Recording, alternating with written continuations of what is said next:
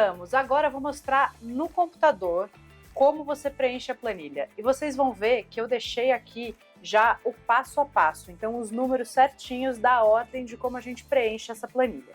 Então, a primeira coisa que a gente vai fazer é preencher o nome do prato. Aqui eu peguei um exemplo de um bolo de cenoura, tá? Então, depois a gente vai colocar os ingredientes. Tem aqui também o número 2. E aí eu vou cadastrando. Aqui já botei a cenoura, eu uso 250 gramas. Muito importante, gente, como eu falei, a gente usa quilo, litro ou unidade. Então, quando eu usar 250 gramas, tem que ser 0,250 quilos, que representam 250 gramas. Antes da gente acabar esse conteúdo, eu vou fazer a regrinha aqui na lousa para vocês, de onde a gente coloca a vírgula para estar colocando o número de gramas relacionado ao quilo certinho, tá? Então, cadastrei aqui, eu sei o fator de correção da minha cenoura, que é 78%, então eu aproveito 78% da minha cenoura. Como eu descubro esse número de novo? Dividindo peso líquido pelo peso bruto, tá bom? E depois vocês podem criar uma tabelinha de fator de correção para todos os ingredientes que vocês usam dentro da cozinha de vocês, tá bom? Para facilitar. Sempre que a gente falar de planilha aqui nesses planinhos de aula, eu deixei as células que estão mais claras, estão cinza mais claras, são as células que vocês preenchem. As células que estão cinza mais escuro, vocês não precisam preencher, porque a planilha vai fazer o cálculo sozinho, tá?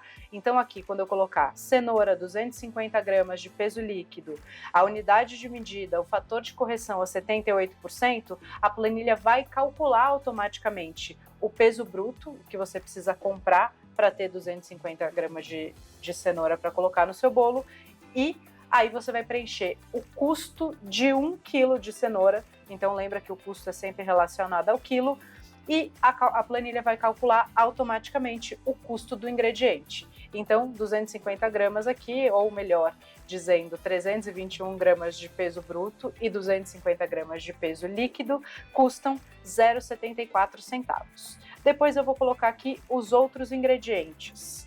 Então, ovos. Eu vou usar 4 ovos na receita. Então, ovo eu compro em unidade. Eu coloco aqui unidade, fator de correção do ovo, e essa parte é muito legal. Eu posso entender que eu compro 10 ovos e uso 10 ovos. Na verdade, a gente sabe que a gente não usa absolutamente nada 100% dentro da cozinha. Por quê? Estou fazendo bolo, posso tropeçar, eu posso encostar, caiu um ovo, pode acontecer de um ovo não vir bom. Então a gente sempre precisa colocar essa consideração no fator de correção. Aqui no Foodness a gente não entende absolutamente nenhum ingrediente com 100% de aproveitamento. Então no ovo, por exemplo, que a gente está relacionado à unidade, eu sugiro que vocês coloquem 95%. Então vocês preenchem 95%, a planilha já vai fazer esse cálculo aqui automático para vocês. Então aqui a fórmula eu vou fazer para vocês verem. O peso líquido, 4 unidades, dividido pelo fator de correção. Aqui eu sei que eu tenho que comprar 5 ovos, né? 4,21 ovos, eu sei que eu preciso comprar 5. E aqui o quanto eu paguei em cada unidade de ovo. Vou colocar aqui 60 centavos. E aqui eu já vou deixar essa fórmula pronta, você não precisa fazer, mas só para vocês entenderem a lógica. Peso bruto vezes o custo de cada ingrediente. Então, 2,53 de ovos. Depois, tenho farinha de trigo.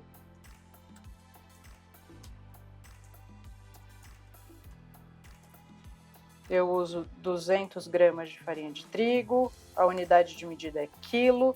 Eu também, farinha de trigo, vou colocar aqui 98%, porque a gente não aproveita tudo, sempre fica na bancada, no avental. Então, tenho que considerar isso, colocando um custo de 5,80. E aqui já vou deixar pronto para puxar todas as informações. Coloco também açúcar. Lembrando que todos os valores que eu estou colocando aqui, assim como a receita, são hipotéticos, tá? Você tem que colocar o valor que você paga no seu produto, aonde você compra, na sua região, para não se enganar com os dados. Então, 150 gramas de farinha, também de açúcar, desculpa, aqui, quilo, Da mesma maneira, aproveito 98%, então 98% é meu fator de correção, e eu paguei R$ 6,90 no quilo do açúcar. Meia xícara de óleo, que pesa 0,80 gramas, então olha que importante aqui quando a gente vai colocar o peso do óleo, que eu preciso colocar 0,080, 0,8 é 800, 0,08 é 80, 0,008 é 8 gramas, ou 8 ml. E aqui eu vou botar litro. Aqui também, no óleo, eu costumo usar um fator de correção ainda mais baixo, na casa dos 90%, porque ninguém consegue tirar todo aquele óleo que vem na embalagem, não é verdade? Então a gente precisa considerar isso.